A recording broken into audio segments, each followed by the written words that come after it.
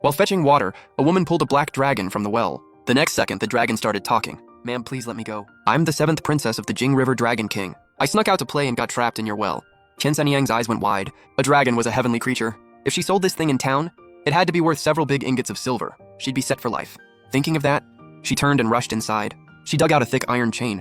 When the little black dragon got distracted, she lunged forward and grabbed its body. The little dragon panicked.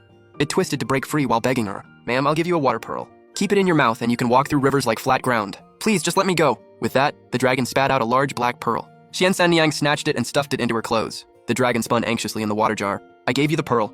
Now let me go. Qian Sanyang gave a cold laugh. Your scales are worth way more than this pearl. Her eyes lit up. She wrapped the chain around the dragon 3 times, then tied a dead knot. The dragon's voice trembled.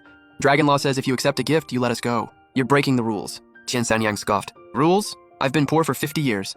Can rules feed me? She stuffed the dragon into a bamboo basket and shut the lid. That night, she tossed and turned, unable to sleep. Dragon scales and bones were priceless treasures. If she took it to Jishi Hall, she might make a fortune. At dawn the next morning, Qian Sanyang carried the basket into town. Shopkeeper Wu of Jishi Hall was a sharp old woman. When she saw Qian Sanyang pull out the dragon, the old lady froze. Her voice shook.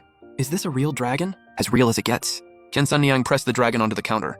Tell me what these scales are worth. Shopkeeper Wu leaned in for a close look. She rubbed the scales, then tapped them lightly. Dragon scales can be medicine for rare illnesses. Dragon whiskers can make brushes with spiritual power, and dragon bones are even more valuable. The more she talked, the more excited she got. I can't afford the whole dragon, but if it's just the scales, I'll give you 420 tiles. Qian Sanyang's breathing quickened. 420 tiles could build her 3 tile-roofed rooms and get her a young, handsome husband. For the rest of her life, she'd want for nothing. She slapped her thigh.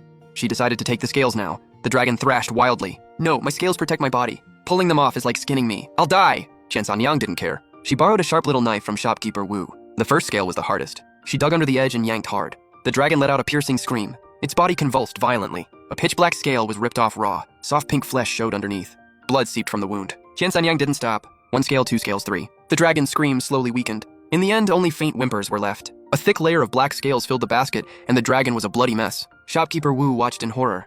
But thinking of the scale's value, she gritted her teeth and paid Qian Sanyang 420 taels. Qian Sanyang pocketed the silver.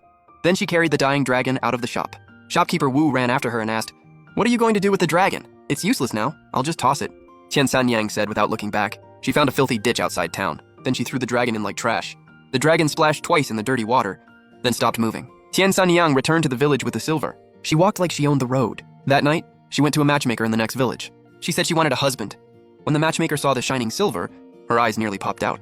She immediately promised to find her someone young and obedient. Qian Sanyang slept happily that night.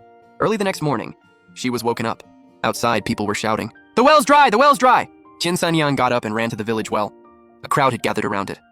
Granny Wang, the village elder, leaned over the well. Her face turned pale. I can see the bottom. This old well has never shown its bottom before, and it wasn't just that well. The other 3 wells in the village had all dried up. Someone went to check the river. When he came back, his legs were shaking. The riverbed was exposed. Only a thin stream remained in the middle. It looked ready to dry up too. This was a once-in-a-century drought. Granny Wang beat her chest in despair. Qian Sanyang's heart sank as she remembered the dragon. Dragons control water. Did someone offend the Dragon King? Old Master Zhou said, trembling on his cane. The Dragon King is angry. He won't give us water anymore. The villagers panicked. Someone suggested praying at the Dragon King temple. Qian Sanyang quietly slipped back home. She hid the remaining silver inside a crack in the wall. The drought got worse by the day. The crops began to wither. The livestock had no water to drink. On the 7th day, a bigger disaster came. That morning, just after sunrise, the sky suddenly went dark.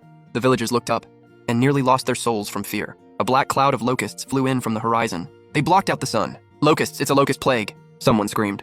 The locusts landed in the fields. All anyone heard was crunching. In less than 2 hours, the wheat field east of the village was stripped clean. Villagers swung brooms and branches at them, but there were too many locusts. God help us, they're taking away our only way to live. Qian Sanyang hid at home, too afraid to go out. She peeked through the crack in the door. Seeing locusts fill the sky, her last bit of hope vanished. Just as the whole village fell into despair, something strange happened at Lin Xunyang's house. When the locusts flew over her vegetable garden, it was like they hit an invisible wall. They all turned and flew away. Her rows of greens and 2 cucumber trellises were untouched. When Qian Sanyang heard about it, something suddenly clicked. She ran straight to the filthy ditch outside town. Lin Xunyang had actually gone there that day too. She was digging wild vegetables by the ditch. Her family had already run out of food. Her little daughter was crying from hunger. As she kept digging, she saw something black sticking out of the mud. At first, she thought it was rotten wood, but when she brushed the mud away with a branch, Lin Xunyang gasped. It was a dragon covered in blood and wounds. All its scales were gone. Its wounds were infected and full of maggots. It was barely alive. Only its golden eyes were still slightly open. When it saw Lin Xunyang, a faint light flashed in its eyes. Lin Xunyang's heart softened, and she ignored the filth. She jumped into the ditch and picked up the dragon. Its body was burning hot. Its breathing was so weak she could barely feel it.